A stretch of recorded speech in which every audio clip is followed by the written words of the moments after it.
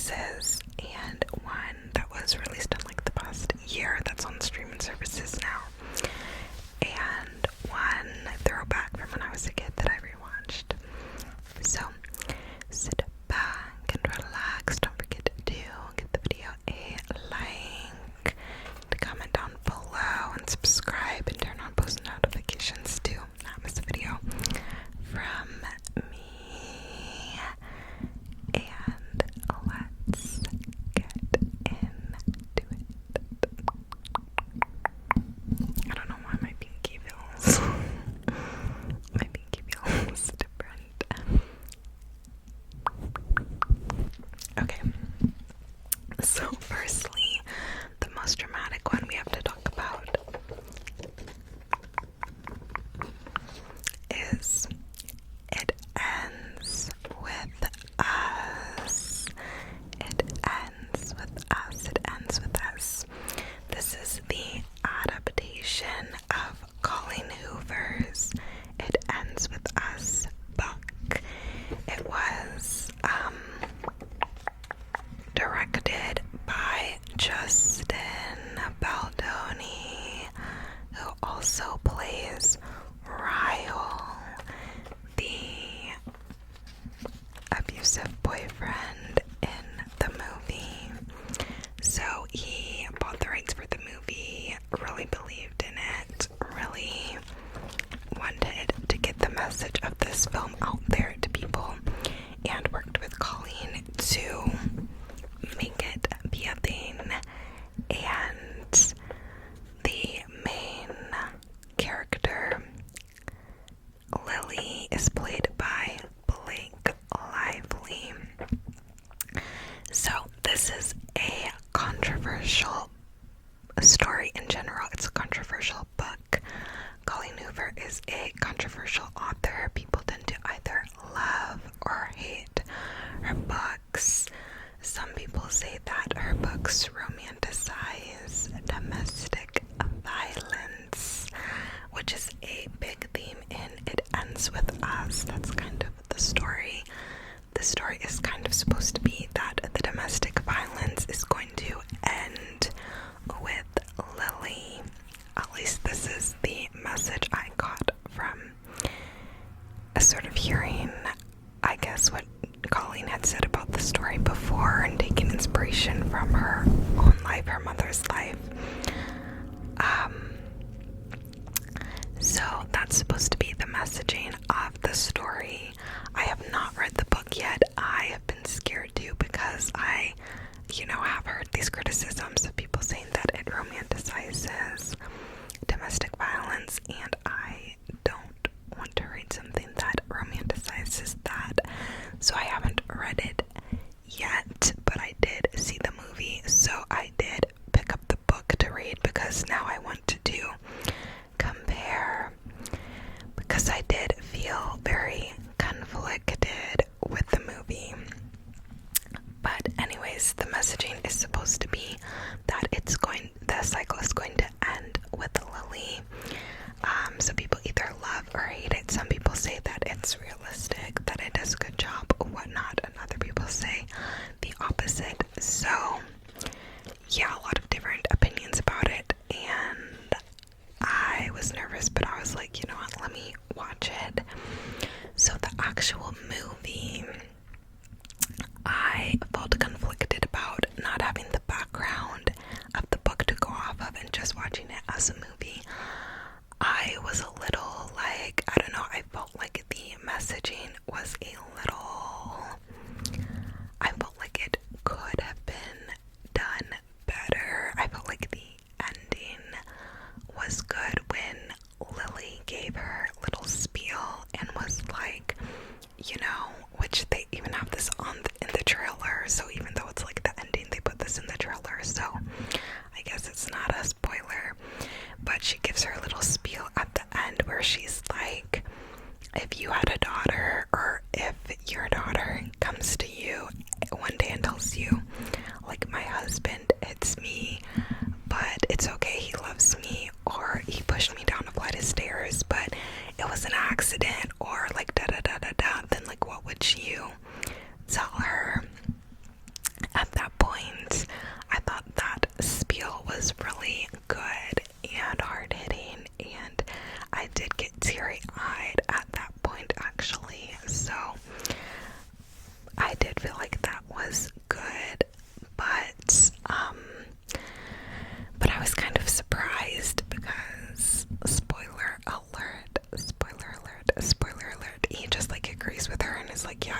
to leave, and I was kind of confused because I was like, is he gonna let her? Is he really gonna let her go? Like, so I was kind of confused about Ryle as a character. And yeah, then the way the scenes were shot, like, I don't know, I was expecting the scenes to be like, I don't know, I just was expecting something different from what people say. So I don't know. I also, one of the other things I was conflicted about in the movie was I felt like Atlas, who's her love interest, who sort of like comes in and like almost like saves the day type of thing, I felt like he was also toxic because like they get into a fight when he sees like a mark on Lily, and he puts two and two together that it's from Ryle. And I don't know if it's exactly like this in the book or what, but Atlas like yanks him up and shoves him against a wall and starts screaming in his face, and I'm like, okay, like he's getting violent too. But I think it was supposed to be like, oh, like it was in protection of her, like he would never do that to her. But I was kind of like, Atlas was seeming pretty toxic as well, and super like his first instinct was violence as well. So yeah, I wasn't really getting Atlas's, you know, like I just wasn't, they didn't do a good job of convincing me that Atlas was this good guy. As far as I can tell without having read the book, all I see is that he's a dude from her past that she cared about and had a bit of an emotion connection with and had sex with. But like, and they both had the background of their parents like being abused, but like I didn't see anything else that told me that Atlas was this good guy. And then he like puts in the paper that he named his restaurant like after the girl, or clues that he named it after the girl, knowing that this girl is with an abusive man who's gonna read it and like be her. Like Atlas just did not give me this like white knight vibe that people I guess say he's supposed to. So I don't know, I'm gonna read the book, and if I like the book or if I'm interested enough in the story, then I'll read the second book, which is It Starts With Us, which I heard is where you really see her and Atlas's like beautiful relationship and whatnot. But based on the movie, I was not confident that Atlas was, you know, a super good guy either, honestly. And yeah, I did see the red flags with Ryle in the beginning though, like he was very like upfront and to the point, which I liked, but there's also a line between being upfront and being aggressive, and he was kind of being like a bit aggressive right away. So like I did see the signs, but a lot of the rest of the movie I felt like it was very like foggy, like I don't know, I felt like it wasn't super clear, like, so I don't know, I guess I wish it would have been more clear, like what was happening. But yeah, I don't know, it was interesting. But the other thing I wanted to talk about this movie is this cast drama. So Justin Baldoni and Blake Lively apparently butted heads. Blake Lively was a producer on the movie as well as starring in it, and Justin Baldoni was the director as well as starring in it. And apparently they butted heads enough to the point where Blake's cut of the final movie ended up being chosen over Baldoni's. And then in their press for the tour, they had to start doing separate press, so they're not doing any press together. And basically in all of Justin's interviews, he's been talking about how this message is very important. Domestic violence, like it's very important to talk about and get this message out there. And he's posted, you know, like the helplines and whatnot on his Instagram as posts, and like done all this stuff. And then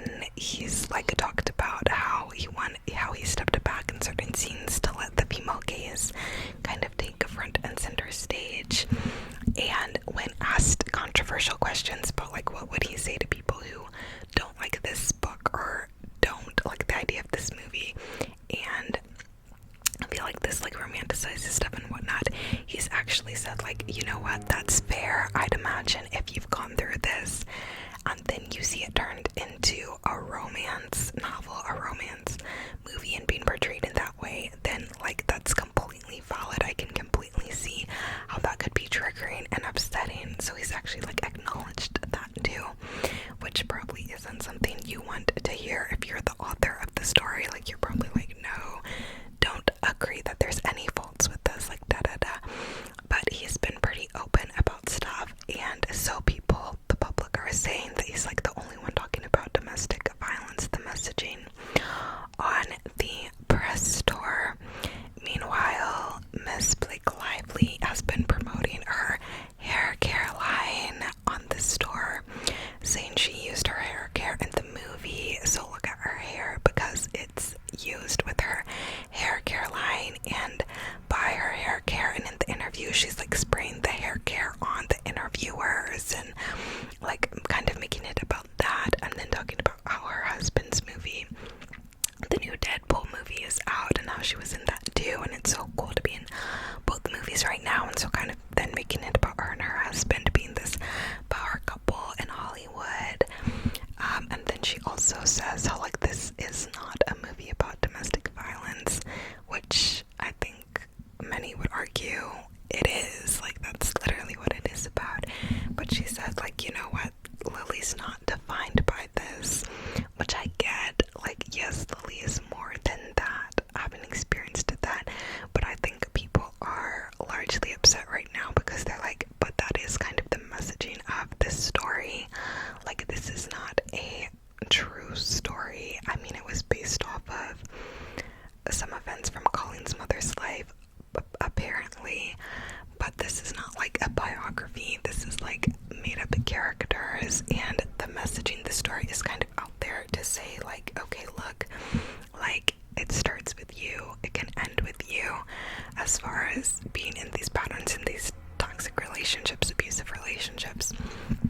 So Blake is receiving a lot of backlash for that currently, as is kind of the whole cast.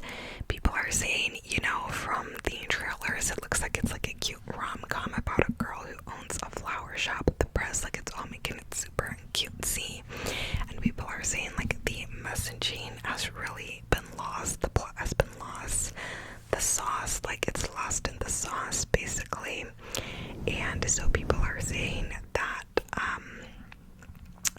Blake really ostracized Justin Baldoni from the rest of the cast, and they're saying it's not right. And when asked if he would direct the sequel, It Starts With Us one, he said, no, I think there's better people for that one, and I think Blake is ready to direct.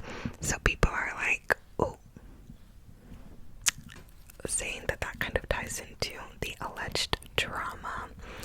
So yeah, lots going on. There was also a resurfaced interview where Blake was pregnant and had announced that she was pregnant, and the interviewer from years ago congratulated her on her pregnancy and said, congratulations on your little bump. And it seemed like maybe she had a bit of an accent, like it kind of seemed like I don't know if English is her first language, so I don't know if the little bump part was seen as offensive to Blake instead of saying pregnancy or whatnot, since she had already announced her pregnancy. But Blake came back, and instead of saying like thank you, she said congratulations on your little bump to the interviewer, who was clearly not pregnant, had not said they were pregnant, announced they were pregnant, anything, unlike Blake. So the interviewer came out, now that she's seen this hate about Blake, she came out and said, yeah, this was my experience with her. She made me want to never interview again. And she also said that she's infertile, and that Blake saying like congratulations on your little bump and being snarky was especially hurtful to her because she can't have children. So a lot of stuff coming up. People are also bringing up how Blake and her husband Ryan Reynolds had their wedding at a plantation, like an old slave plantation, and how, you know, they're toxic for that. And there's just a lot of stuff being said right now about Blake Lively and Ryan Reynolds, specifically Blake Lively, and sort of the way that the It Ends With Us movie has been promoted. And yeah, so all very interesting stuff there. I'm curious, for those of you who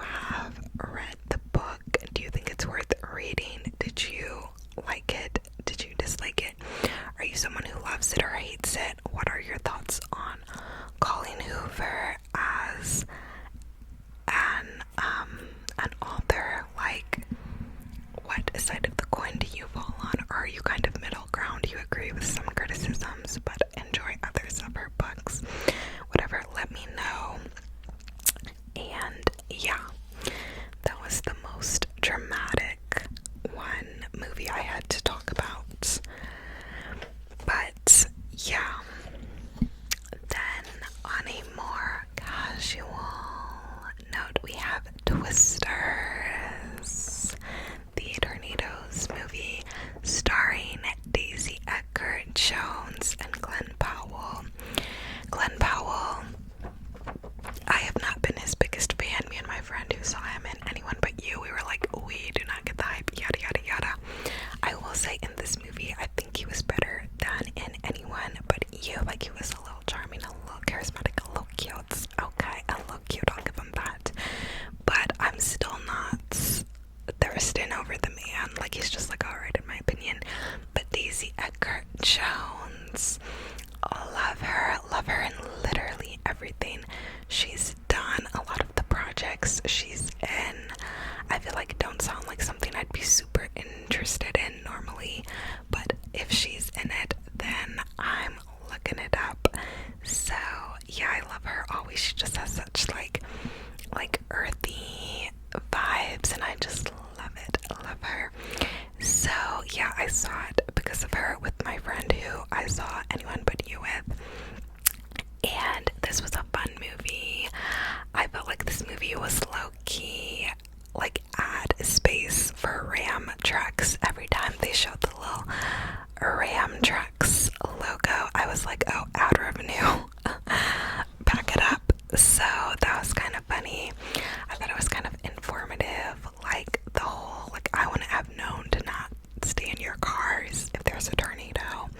So I thought that was interesting about like finding shelters, lowest shelters, like abandoning like vehicles, like not taking shelter there. The storm scenes were so crazy, like so crazy in the beginning. Like, oh my gosh, I was surprised more didn't come like out of the like what happened from the first storm. Like, I thought like maybe there would be like, I don't know, legal repercussions, like instead of it just being like oopsies, like the science project didn't go so hot. Like, I was kind of like, oh, you kind of got away with that one, girly pops. But yeah, I liked, what was his name, Javi. I liked Javi better than Cowboy Glenn, honestly. Like, Javi, I was like, okay, he's fine, but I don't know, Glenn had his moments, I guess. But yeah, then like the bull riding and like all the vibes, like the Midwestern core was pretty fun vibes. And yeah, a fun summer movie, I guess. It was kind of wild though, because we literally had a tornado, 2 tornadoes actually, in the Ohio area, not too far from me, like right after this movie. So I was like, oh my gosh, what are the chances? So yeah, that was kind of crazy. Like, literally, I got home to my place and I had just gotten in the door after work the one day, and the sirens here started going off, and the phone started putting out the messages that there was a tornado warning. I guess everyone at work had to go into the tornado shelter, and I guess some of the guys who left a little after me were like stuck in like the bad storms, like in their cars, and were really having trouble. So crazy. But yeah, I was like, wow, that's kind of wild, because we'll have like tornado watches where you're like, they're watching for one in the area, but we don't often have tornado warnings where it's like there has been a tornado spotted in the area. So yeah, that was kind of wild. A lot of people lost power, like so many people in my area, like everybody at work was saying they didn't have power like a good 5 days later. I went to the store after work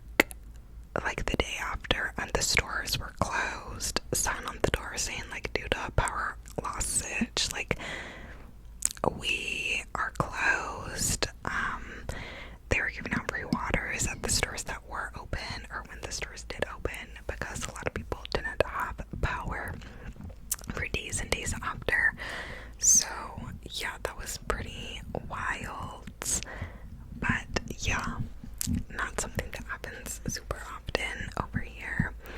So I was kind of like, oh, how strange. The other new release we have to talk about is Inside Out 2, which I did finally see.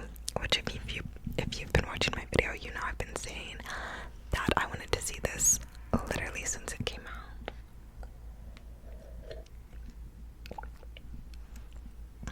I have The Marauders map cup. The solemnly swear up to no good with the footprints and the map. It's kind of heavy, but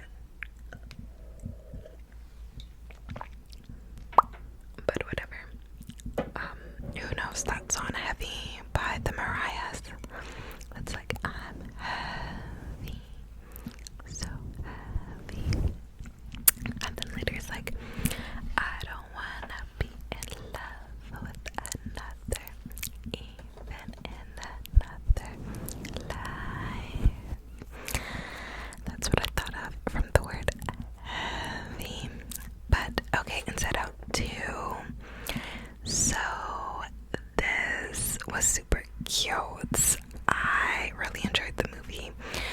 This was the movie theater was packed for this. I didn't even think it would still be playing because a lot of movies by me like are only in the theaters for a very short amount of time. Like Challengers, I was gonna rewatch it with my friend who hadn't seen it, and then it was already gone from the theaters by us.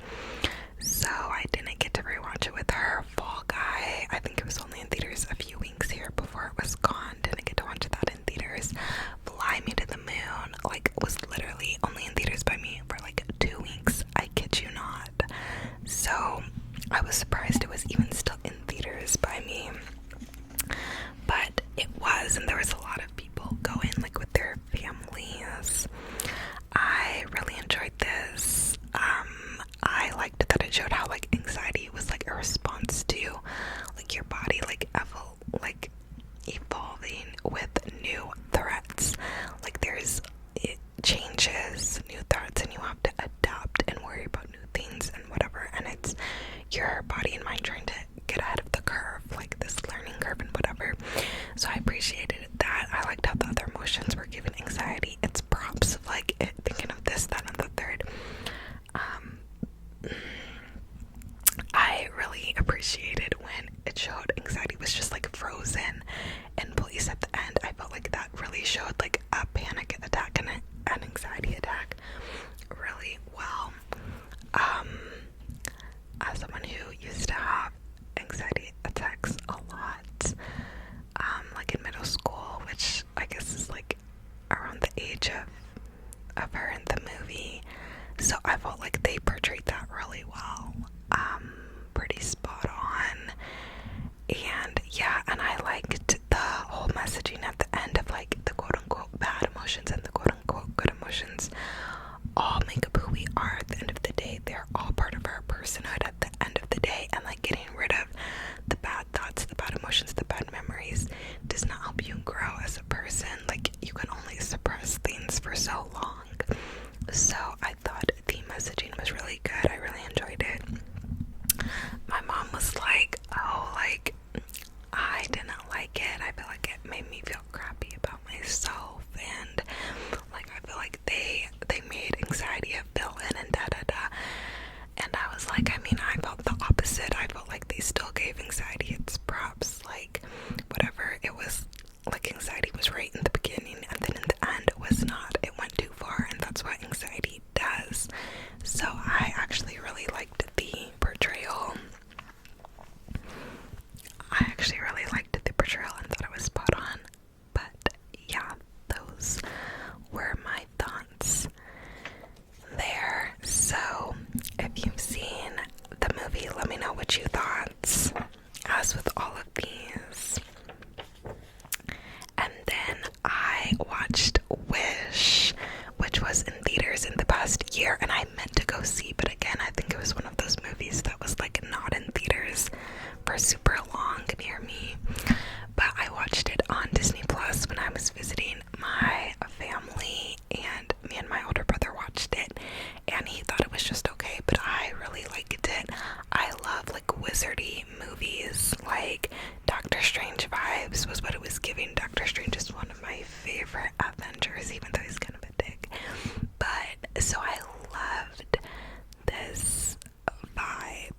was just like so fun, so cutesy, like I don't know, and the like water lantern-y vibe on the water was giving Tangled, which is one of my favorite Disney movies ever.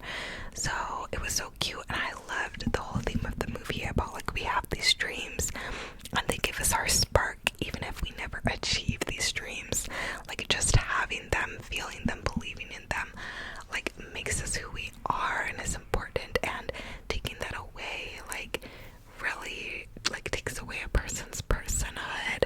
So I really enjoyed it. I thought it was so cute and loved it. So yeah, I did watch that finally. And then I also rewatched Spirit, the horse movie, recently. I was obsessed with this movie when I was a kid when it came out.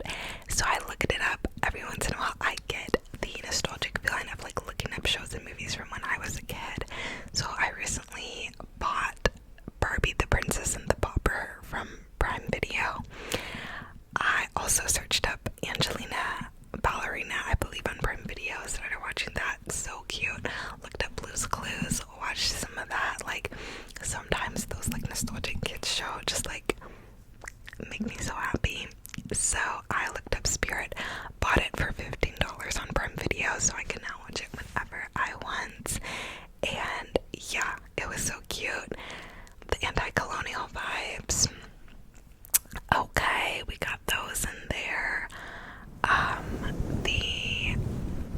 The love between him and the horse, there was some drama. The horse is running wild. The tongue-in-cheek friendship between him and the Native American. Like, it was just a good movie. The soundtrack